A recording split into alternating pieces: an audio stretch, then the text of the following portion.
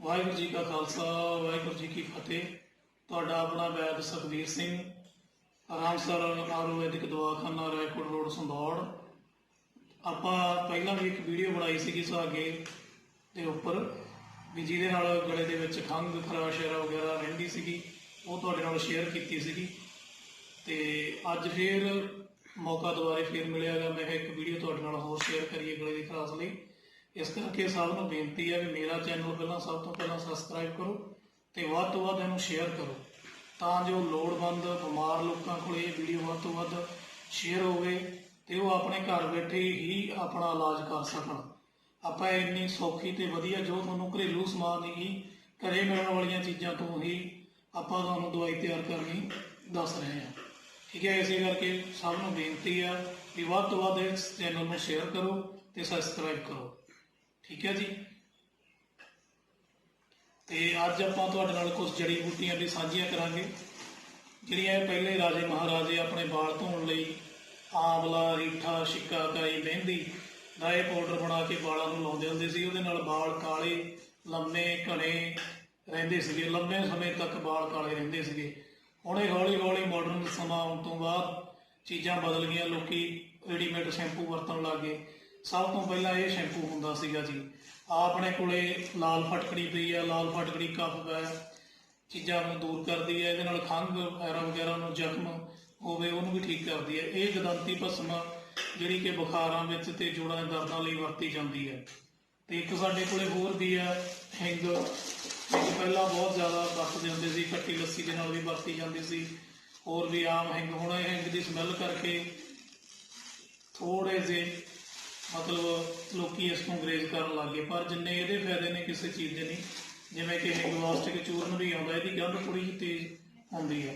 ਇੱਕ ਅੱਜ ਆਪਾਂ ਤੁਹਾਡੇ ਨਾਲ ਏਲੂਆ ਸਾਂਝਾ ਕਰਾਂਗੇ, ਜੋ ਪੇਟ ਦੇ ਰੋਗਾਂ ਲਈ, ਜੋੜਾਂ ਦੇ ਦਰਦਾਂ ਲਈ, ਕਬਜ਼ ਨੂੰ ਠੀਕ ਰੱਖਣ ਦੇ ਵਿੱਚ ਬਹੁਤ ਇਹਦਾ ਮਹੱਤਵ ਹੈ, ਠੀਕ ਹੈ ਜੀ। ਅਤੇ ਇੱਕ ਆਪਾਂ ਆਪਣੇ ਮੰਜਨ ਤਿਆਰ ਕਰਦੇ ਹਾਂ, ਜਿਵੇਂ ਅੱਜ ਕੱਲ੍ਹ ਕਰੋਨਾ ਵਾਇਰਸ ਦੀ ਮਹਾਂਮਾਰੀ ਚੱਲ ਰਹੀ ਹੈ, ਉਹਦੇ ਨਾਲ ਲੋਕਾਂ ਨੂੰ ਗਲੇ ਦੇ ਵਿੱਚ ਖਰਾਸ਼ ਅਤੇ ਹੋਰ ਮੂੰਹ ਦੇ ਵਿੱਚੋਂ ਬਦਬੂ ਸਮੈਲ ਐਰਾ ਵਗੈਰਾ ਆਉਣੀ, ਕਫ ਦੀ ਹੋਣੀ।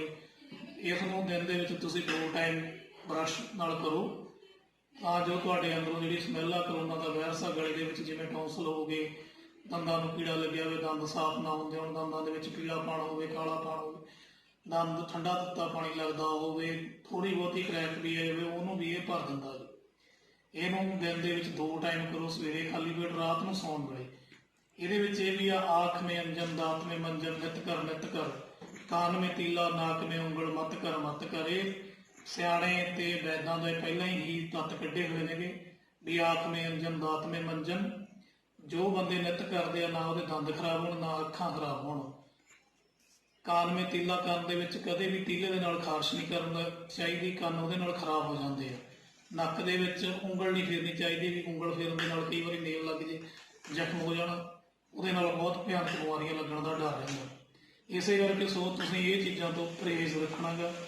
ਅੱਜ ਆਪਾਂ ਤੁਹਾਡੇ ਨਾਲ ਇੱਕ ਸ਼ੇਅਰ ਕਰਨਾ ਗਾ ਨੁਸਖਾ, ਜੋ ਪਾਣੀ ਦੇ ਗਰਾਰੇ। ਤੁਸੀਂ 300 ml ਗਰਮ ਪਾਣੀ ਲੈ ਲੈਣਾ ਗਾ, ਅਤੇ ਉਹਦੇ ਵਿੱਚ ਤੁਸੀਂ ਅੱਧਾ ਚਮਚ ਫਟਕੜੀ ਭਸਮ, ਫਟਕੜੀ ਕੱਚੀ ਵੀ ਲੈ ਸਕਦੇ ਹੋ, ਭਸਮ ਵੀ ਲੈ ਸਕਦੇ ਹੋ। ਮੈਂ ਤੁਹਾਡੇ ਕੋਲੇ ਕੱਚੀ ਫਟਕੜੀ ਜੋ ਪੀਸੀ ਹੋਈ ਹੈ, ਮੇਰੇ ਕੋਲੇ ਅੱਧਾ ਚਮਚ ਪਾਣੀ ਦੇ ਵਿੱਚ ਪਾ ਕੇ ਘੋਲ ਦੇਣਾ। ਇਸ ਤੋਂ ਬਾਅਦ ਤੁਸੀਂ 1 ਚਮਚ ਸੇਂਦਾ ਨਮਕ ਲੈਣਾ ਗਾ, ਅਤੇ ਇਸ ਦੇ ਨਾਲ ਇੰਨਾ ਤੁਸੀਂ 1 ਚਮਚ ਸੇਂਦਾ ਨਮਕ ਦਾ ਲੈ ਲੈਣਾ। ਇਹਨੂੰ ਅਸੀਂ ਤਰ੍ਹਾਂ ਘੋਲ ਕੇ ਰੱਖ ਦੇਣਾ ਗਾ ਚੰਗੀ ਤਰ੍ਹਾਂ। 2 ਮਿੰਟ ਦੇ ਵਿੱਚ ਇਹਦੇ ਵਿੱਚ ਘੁਲ ਜਾਊਗਾ। ਘੁਲਣ ਤੋਂ ਬਾਅਦ ਇਹਦਾ ਲਿਮਕੇ ਵਰਗਾ ਕਲਰ ਹੋ ਜਾਏਗਾ, ਅਤੇ ਇਹਨੂੰ ਤੁਸੀਂ ਫਿਰ ਗਰਾਰਿਆਂ ਦੇ ਵਿੱਚ ਵਰਤਣਾ, ਤਾਂ ਜੋ ਅੰਦਰੋਂ ਤੁਹਾਡੇ ਇਨਫੈਕਸ਼ਨ ਆ। ਪਹਿਲਾਂ ਵੀ ਜੇ ਕਿਸੇ ਦਾ ਗਲਾ ਖਰਾਬ ਹੋ ਜਾਂਦਾ ਸੀ ਤਾਂ ਇਹਦੇ ਨਮਕ ਅਤੇ ਫਟਕੜੀ ਦੇ ਹੀ ਗਰਾਰੇ ਕੀਤੇ ਜਾਂਦੇ ਸੀ। ਉਹਦੇ ਨਾਲ ਗਲੇ ਦੀ ਤਮਾਮ ਬਿਮਾਰੀਆਂ, ਗਲੇ ਦੇ ਵਿੱਚ ਰੇਸ਼ਾ, ਟੌਂਸਲ ਬਣਨਾ, ਨੱਕ 'ਚ ਰੇਸ਼ਾ ਆਉਣਾ, ਗਲਾ ਚੌਕਣਾ ਰਹਿਣਾ, ਮੂੰਹ ਦੇ ਵਿੱਚ ਬਲਗਮ ਰਹਿਣੀ, ਇਹ ਚੀਜ਼ਾਂ ਨੂੰ ਇਹ ਦੂਰ ਕਰਦਾ, ਅਤੇ ਮੂੰਹ ਦੀ ਦੁਰਗੰਧੀ ਨੂੰ ਵੀ ਠੀਕ ਕਰਦਾ ਹੈ। ਹੋਰ ਜਿਵੇਂ ਦੰਦਾਂ ਵਿੱਚ ਕੀੜੇ ਹੁੰਦੇ ਆ, ਮਸੂੜੇ ਹਿਲਦੇ ਹੋਣ, ਫੁੱਲਦੇ ਹੋਣ, ਦੰਦ ਹਿਲਦੇ ਹੋਣ, ਉਹਨਾਂ ਲਈ ਵੀ ਇਹ ਜ਼ਿਆਦਾ ਕਾਰਗਰ ਸਿੱਧ ਆ। ਸੋ ਵੀਰੋ ਇਹ ਸਾਰੀਆਂ ਚੀਜ਼ਾਂ ਤੁਹਾਡੇ ਲਈ, ਸਿਹਤ ਲਈ ਸਭ ਤੋਂ ਵਧੀਆ ਚੀਜ਼ਾਂ ਨੇਗੀਆਂ। ਜੇ ਤੁਹਾਨੂੰ ਇਸ ਬਾਰੇ ਕਿਸੇ ਚੀਜ਼ ਬਾਰੇ ਕੋਈ ਹੋਰ ਜਾਣਕਾਰੀ ਲੈਣੀ ਹੋਵੇ ਤਾਂ ਤੁਸੀਂ ਮੇਰੇ ਕੰਟੈਕਟ ਨੰਬਰ ਦੇ ਉੱਪਰ ਗੱਲ ਕਰ ਸਕਦੇ ਹੋ। ਮੇਰਾ ਕੰਟੈਕਟ ਨੰਬਰ 98140 37605।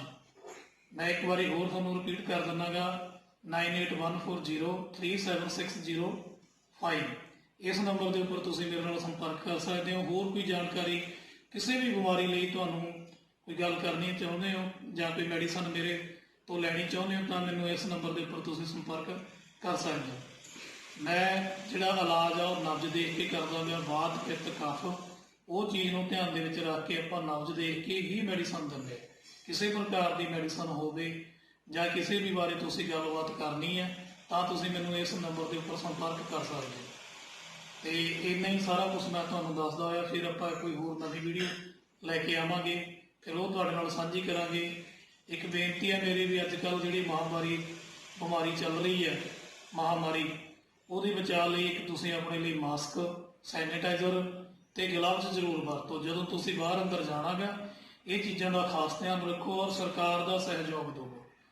ਠੀਕ ਹੈ ਵੀਰ ਜੀ। ਵਾਹਿਗੁਰੂ ਜੀ ਕਾ ਖਾਲਸਾ, ਵਾਹਿਗੁਰੂ ਜੀ ਕੀ ਫਤਿਹ।